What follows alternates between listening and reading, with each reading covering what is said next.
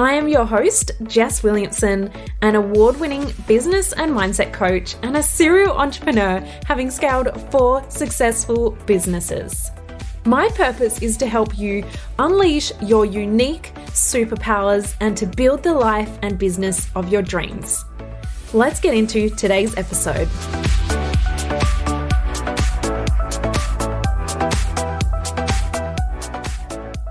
Today, I have my friend Erin Henry on the podcast. She is an absolute whiz. She is a business coach as well. She shows up online in her element. She is amazing. If you haven't checked her out, make sure you go and have a look at her on her Instagram. She does a lot of fun reels. She also has a podcast, the Chillpreneur podcast, which I was recently on as well. So make sure you go and check out her Chillpreneur podcast and listen to that episode because it was an incredible episode. But let's get into this episode with Erin. We chat all things content creation, showing up consistently, mindset, of course, and so many things. It's such a fun episode. Let's get into it. Hey, Erin, I am so excited to have you on the Couch Chats podcast. Hello, my lovely. Man, I feel like I should be sitting on a couch. I'm sitting on like the most uncomfortable chair ever. I'm not on a couch either. When I first started it, I used to like get people into my office and we had a couch and it was a whole fun thing on Instagram Live, but now it's a podcast. So people can't even see where we're at. Oh my God, it's so fun. Well, let's just pretend we're sitting on a couch together. Let's just make that visualization. Let's do it. And one day, hopefully we can. But I like to start off with like a little bit of context on why we're here. So fun fact, I was actually on your podcast 3 years ago and I found it the other day and I haven't had the guts to listen to it again yet because I'm like, this is going to be horrendous. I never go back and look at my old content in all honesty because I'm like, what's the point? Like you evolve so much as a human being so regularly. Like I probably don't even look back at content from like a year ago because I'm like, I'm just going to look at it. I'm going to cringe. Like I'm going to feel like a totally different person and probably not be able to resonate with like half the stuff that I'm saying. So I'm like, what's the point? Maybe, look back at things for analytic perspectives. But other than that, I'm like, let's just keep moving forward and evolving as humans because I wouldn't listen to that episode either, man. We're probably both totally different people since then. That's such a long time ago, but it also feels like yesterday. I know. And when I saw 2019, I was like, oh, that was last year. And I'm like, I think we're still in this kind of like. I mean, technically it was last year because we lost a year. So technically it was last year. Yeah. But I'm excited to chat because you are just smashing it at all things content. And you've had like a rebrand and a rejig of a whole bunch of things. So take us back to when you first started, because obviously, as you just said, we always continue to evolve. Your brand changes, your vibe changes, everything changes as we grow. So take us back to when it first began, because everyone might look at you with your following on Instagram and your amazing fans and everyone that's following you and your podcast and all of the things look like it's incredible. But obviously, everyone starts somewhere. So take us back. So I actually started all of this in 2014, like such a long time ago now it feels. And really where my kind of content journey started was on YouTube. Like that was really the thing that kickstarted my brand, my business and everything. I basically got the advice from someone that, in order to kind of like ride this wave of digital entrepreneurship, if you will, the first thing that you need to do is build an audience. And I think that there's so much rhetoric in this entrepreneurial space these days that's all focused on profit and building a product and all of these different things. And whilst those are important, obviously, from a monetization perspective, I think so many people neglect the most important part of that, which is in order to actually make money in a business, you have to have a community of people that are ready to buy that particular product, those adopters, if you will, early adopters, if you will. And so it's always made sense to me that in order to build a profitable and a successful and an impactful business, you need to have a community of people around you. A lot of people are going to go and call that leads, but I like to call it a community because there's so much more than just, selling products to these people. There's so much relationship that gets built from that, connection that gets built from that, fulfillment and pride that comes from that. And so I've always focused heavily on content and building an audience and people and building a community of people around me. But I had a really, really slow start, actually. A lot of people may look at what I'm doing now and think that, oh, she's living the life of her dreams and she has all of this success. But I've been doing this for 7 years, nearly 8 years now, since I started, posting on YouTube. And it really took me a long time to kind of like get it off the ground, if you will. I remember the days where I was sitting down, I'd post a video and you do the like refresh, you're like refreshing the page, refreshing the page, refreshing the page, waiting, oh my God, I got one more view or something. And I was like, yeah, that's most likely my mom, but I just kept at it. You know what I mean? I just knew that if it was going to go somewhere, that I just needed to keep showing up. I really likened it to going to the gym. If you want to get results in the gym, whether that be weight loss or muscle growth or whatever it may be, or a skill in a particular sport, you've just got to show up. And it's not necessarily hustling your way to success, it's just showing up. Whether you're increasing that 1% every single day, it's coding yourself to become the thing that you want to become. And I wanted to be a content creator, and I knew in order to be a content creator, lo and behold, I had to create content. So I just kept posting videos. They didn't get much traction in the beginning until I did get quite lucky and I guess capitalized on a trend. I don't know if you remember the Kayla Itsines Bikini Body Guide, but that was like really big at the time. And there was all this drama with like Freely the Banana Girl. I don't know if you know who she is, but it was just all this like drama that was going on. And my videos titled specifically around Kayla Itsines got a bit more traction. And then just kept showing up, kept iterating, kept testing different things, kept putting things out there and pulling back things that didn't work and doing more of what did work. And over time, it obviously just grew into this quite well engaged community, of which now has this, incredible mission behind it and lots of different things that I'm doing. I just want to draw attention to the main point that I'm trying to make here, is that it does just take time and consistency when it comes to content. Everyone's so impatient. They want success yesterday. They think it's the norm to like get extreme virality and grow your account to 10K in the space of a month or something, because you see this success that some people achieve. But if you took the amount of content creators that there actually are, the amount of people creating content on the internet, it's not normal to explode with growth.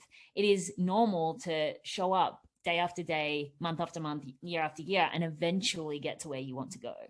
100%. And I'm with you on that. And I see this all the time, just in general, like in business, in sales, in followers, in all of the things. And so how did you cultivate that mindset? Did you just naturally think that way? Or, I've just got to keep sticking at it and having that unwavering belief in yourself and that something was going to come out of it? Or did you have to work on that?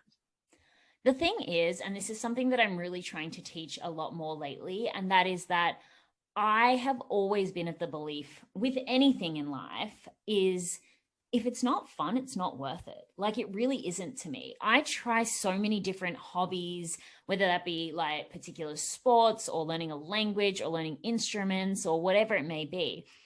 And I think we all have this concept that if I try something, I have to be successful at it. But maybe it came from my childhood. My mum was very much someone who allowed me to just try a bunch of different sports and quit whenever I didn't want to do it anymore, whereas a lot of parents don't instill that kind of like, it's okay to quit belief. And so I've never had this pressure of like, things have to work. And so everything that I've ever approached in my life, it's like, I hope that it works. I have faith that it works. I know that if I keep showing up and just getting excited by every single small win that I achieve, that eventually one day it will work. But I'm not going to do something unless I enjoy it. And so for me, if it's not fun, it's not worth it. And that's why I'm so passionate about telling people, if you want to be a content creator, if you want to build a business, do it in an area that you actually enjoy. Because otherwise you're running towards something, doing something that's exhausting and that you're not enjoying, to eventually get to somewhere that you're going to turn around and be like, well, now what do I do? Rather than experiencing life and taking a slow stroll and enjoying the scenery and arriving wherever you want to arrive, refreshed and energized and happy, So for me, it's just always been about, I don't mind it taking time. I don't mind that it's taken me 7-8 years to get here. I don't mind that I've still got so much further to go, because for the most part, like let's say pandemic aside, the last 7 years has been an absolute blast. And I've had a really, really good time doing this stuff. And so I'm not in such a rush to get anywhere, because truly I know that anywhere doesn't actually exist anyway. Yeah. Oh my gosh. So much value in there to unpack. What would you say to someone who finds it fun or wants to find it fun in a way, but they just like are either coming up with excuses, or there's something getting in their way, or, you know, they don't have the time.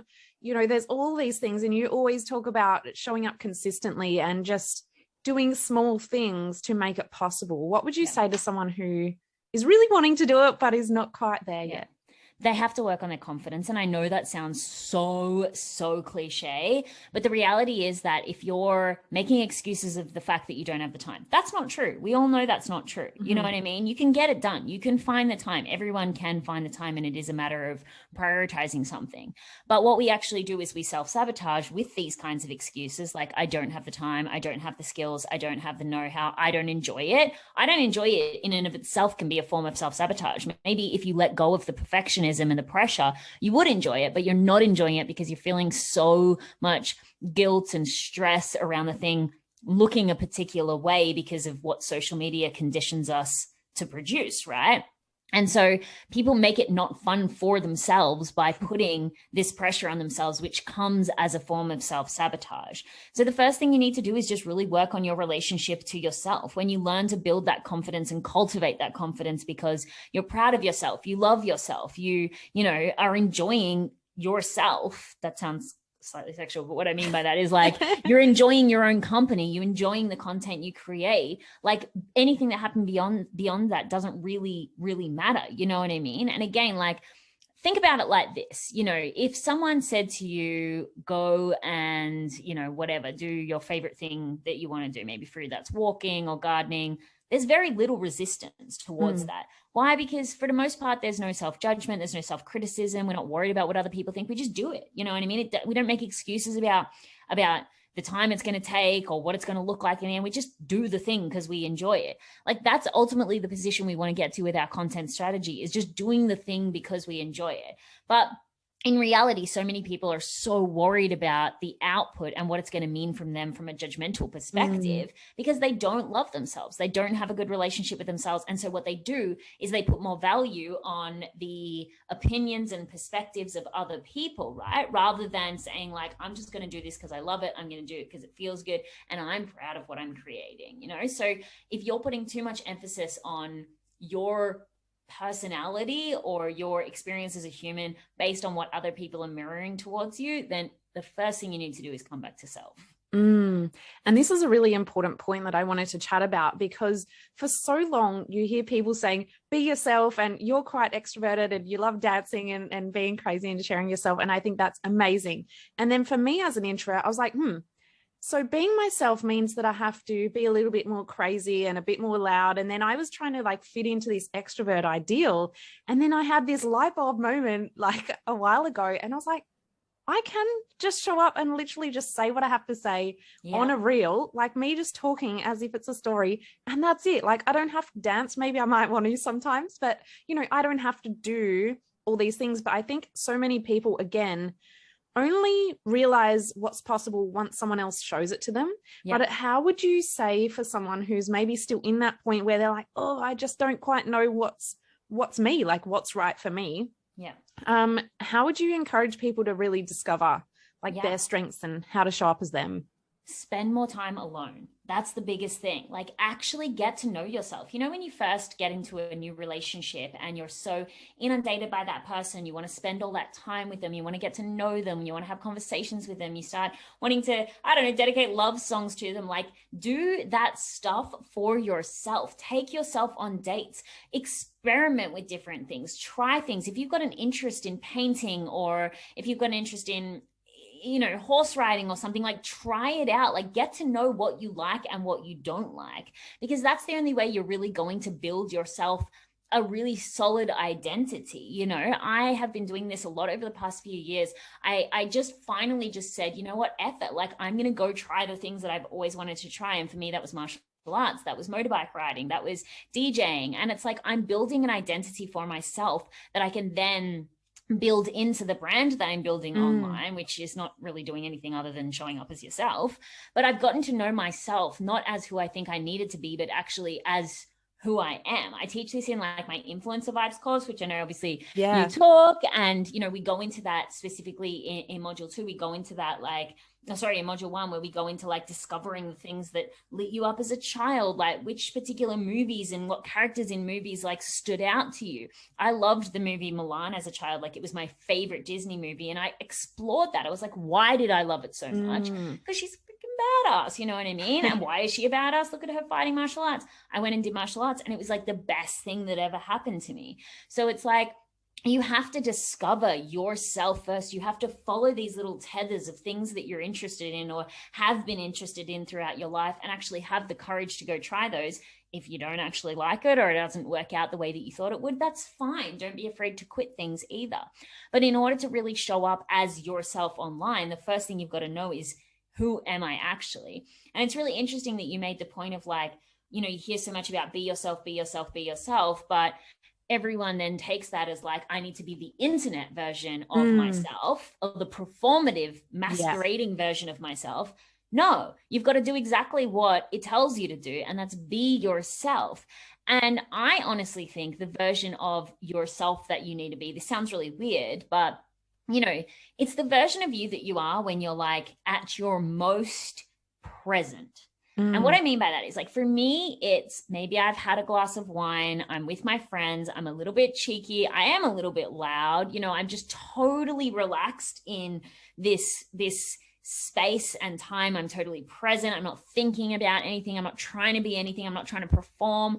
I'm just being myself, maybe being a bit of a smart ass, you know, whatever, trying to be a bit funny. Like, that version of you when you are your most relaxed, your most present, and your least self-critical is the version that you want to try to work towards getting to being online. It takes time. It takes work. I definitely, even the tonality of my voice has changed over the years, because I had more of a performative, like high school presentation style of showing up online in the beginning. But as I've relaxed into being myself even more, I talk as I would as if I was in that really comfortable state with my friends. Yeah. And I think a lot of people do that. And that's the reason why I haven't gone and listened back to that podcast, because we think, oh, I've got to get into my podcast voice, and then I've got to get into my Instagram stories voice. And so, yeah, it's so many great points there, because so many people do think I need to be what everyone else is being on the internet. And the rise of things like TikTok and all of these things showing us that we need instant results as well. Or that we delete things, you know, if we don't get enough likes, it must mean that no one likes us, or, you know, and you see people deleting things. It's like, just leave it there. Too bad if you get 0 likes, 0 comments. Let's just keep going. I know. And it's usually those pieces of content that, you know, maybe it didn't have as much general success, because, I mean, there's so many variables as to why something succeeds and doesn't succeed. And very, very little of the time does it actually have to do with the content itself. You know what I mean? Some things just catch on, and there is some science towards contagiousness, if you will. But a lot of the times, like, there have been things that I've posted and maybe I felt a little more vulnerable about them, or they didn't perform as well. And yet then someone comes along and is like, I want to hire you for 12 weeks as a coach because this particular thing spoke to me. You know what I mean? Like, there's a reason why you created something. You had an intuitive feeling that that message needed to get out into the world. Don't delete it. Somebody somewhere needed it. And that's why I think we're so heavily focused on numerical value. Like, that's just a part of the human experience, because we're so conditioned to want to measure things, and numbers are obviously an easy way to measure things. But then we put so much value. My partner said this the other day, like, we put so much value on value, you know, so whether it's X amount of money or X amount of followers, X amount of likes, X amount of whatever, you know what I mean? These very vanity based metrics, when we're not actually putting enough emphasis on the less tangible value in things. Like, if you post something and maybe it didn't get, again, that general success, but how do you know that someone wasn't having a really hard day and contemplating some really terrible things, and they saw that post and it was the thing that saved them? You know what I mean? Or you know, someone showed their partner something that you said, and it opened up a conversation that ended up saving their relationship. You know what I mean? Know the flow-on effects that are happening. And the one thing that helped me with my confidence in the beginning, because I felt very seen and vulnerable, and, you know, showing up on stories initially. And the one thing that got me through, like, I never got many replies or anything, but I got one reply that said, I really needed this today. Yeah. And like that made it all worth it. And from that moment, even if I didn't get that message, I'd probably still be showing up. But that one message made me realize not many people saw this, not many people wrote to me, but the one person that did, I wouldn't know if they didn't write that. So I'm showing up anyway. And that makes the biggest difference. Yeah. Yeah. And it's like, again, we're so focused on ourselves when it comes to content creation, and how does this make me look, and how is this going to be reflected, how am I going to be judged, when I think what we actually forget, specifically from an entrepreneurial perspective, is that like we are just the messenger, you know what I mean? We are just the delivery person. We are literally like the Post delivery driver of this message, and we're out there to give it to other people. And so the most important person in that conversation then is the receiver, you know what I mean? It's how is it being received, and people aren't always going to respond, but you know what I mean, you just don't know, and you've just got to have blind faith that it is being received in the right way and that it is making an impact. I mean, I often think about my own consumer behavior. I very rarely interact with posts. You know, there have been posts like when I was going through a breakup at the end of last year, there were a lot of like TikToks and reels, maybe not reels, but like things that I was listening to and watching that holy moly, like blew my mind, helped me make the decision, the best decision that I've ever made in my life, helped me get through a really difficult period of time that followed that. I never interacted. I never responded. But like some of these things changed my life. I just didn't because, you know, whatever. I didn't, you know, I didn't feel like I wanted to, or it was more of a personal experience that I was going through myself that I didn't necessarily need to share on the internet. But there were content that people were creating that I didn't like, I didn't comment on, and I didn't follow the person that literally changed my life. You know what I mean? And so then I take that experience and I just have blind faith that I'm putting stuff out onto the internet and maybe people aren't responding, but it's still doing the job that it's supposed to. And that's making an impact on people. Yeah. Absolutely. Oh my gosh, so much value in here. What would you say to someone then who is really stuck in that fear of judgment? So even if they're like, I know it could help someone, but I'm just so afraid. 100% what I said before, it goes back to you building a relationship to yourself. You know what I mean? Realize how freaking proud you should be of yourself, when you realize how cool and awesome you are as a human being, like that fear is never going to go away necessarily, but it does start to take a back seat when your relationship to self starts to drive, you know? But the other thing is as well, I always think of skydiving, right? It sounds weird. I really want to skydive, right? And I'm afraid because I don't know why. I'm just afraid of it.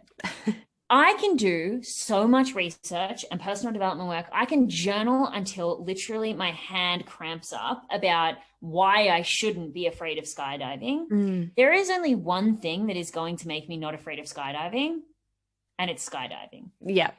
Like you're always going to be afraid until you do the thing and you prove to yourself that it's not as bad as your mind is making it out to be. Like actually going in there and taking the action. And I know a lot of people would then argue, but I'm so afraid I can't take the action. You can. That's the thing. You can. You've just got to kind of, I hate using the word force, but you've just got to push yourself a little bit more to do it, recognizing that you're stronger than you're leading yourself to believe.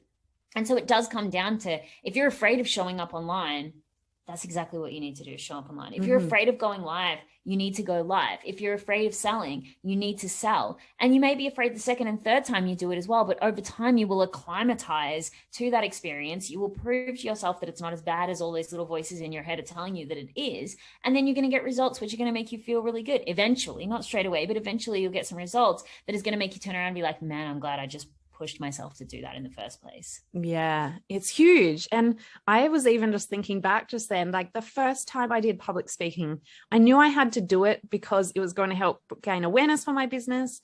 And it was a terrible shit show. Like I broke the clicker, it was all the things, dark night of the soul. Wrong. But I got like 1% better. And then someone who was at that event saw me 2 years later and they're like, holy shit, Jess, you have improved so much. And then they saw me 2 years later again. And you just continue building on it, Yeah, So 100%. the first time it may not be the best. Yeah. It's like the book, The Slight Edge, So, and it's funny as well, because I think content creation is a very unique environment or construct of which we have, and I guess it has to do with social media and comparison. But like, there's very little other areas of life of which we have this expectation that we're going to be amazing straight away. You know what I mean? Like, if you were going to learn a language, like, nobody's expecting to be fluent the day that they download Duolingo. And yet they expect to be like Steven Spielberg the first time that they post a video to YouTube. You know what I mean? Like, there's very few other areas of life in which we have the expectation for instant results and instant success, and instant skill, and don't just allow ourselves the time to suck. Like, you're gonna suck. I suck so bad in the beginning. My first videos, and I leave them there because it's such a good example of myself and how I got to where I am today. I didn't get to where I am today by just being naturally talented. I got to where I am today by creating thousands upon thousands upon thousands of pieces of content on the internet. And I don't know, going in with blind naivety that one day I would just get better. And you know what? You do eventually, because that's like how linear evolution happens. If you keep moving forward, eventually those skills will develop. Oh my gosh, so many tips. I feel like everyone's going to be rushing away to go and jump online or go spend some time with themselves. Just create some content. Yeah, just do it. Yeah. Oh, we got to take that from Nike. But honestly, thank you so much for sharing your wisdom and all of your fun influencer vibes with everyone today, and so many great tips. Where can everyone find you if they're not already following? Yeah, definitely come hang out with me on Instagram. That's like my favorite platform. I love showing up there. I do little dance parties. I have my #dancepreneur party. So if you do want to do a little boogie, come hang over with me on there. But yeah, that's definitely the place that's best to connect with me. Send me a DM. I love to chat, all things content. Content's honestly my favorite thing to talk about. It's changed my life just from so many different things, from a confidence perspective, from obviously a business perspective, like just building a brand and creating content, and most of all, building a community online has just taken my life in a completely different trajectory than I ever thought possible. So I just want to share with as many people that, again, if you be patient and you just keep showing up, like everything we've spoken about today, you'll look back one day and be like, man, I'm so glad I just did it. Amazing. And then people can also find you over on the Chillpreneur podcast as well. Yes. We're going to sit down and record an episode now with you as well, talking all about building your business around your life, which I'm so excited to chat about. Oh my gosh, I'm excited too. Well, thank you so much for joining me on Couch Chats today. You are so welcome, lovely. Thanks for having me. Thanks. I hope you enjoyed this episode as much as I did. If you did, make sure you screenshot it, share it to your social media, and tag me and Erin so we can share the love right back. I will see you next time. Make sure you hit subscribe so that you know when there's a new episode and you can stay up to date, because there are some really epic episodes coming up and we're getting close to the end of the year. So I will see you all very, very soon, and I hope you're feeling pumped and excited to go and create a ton of content.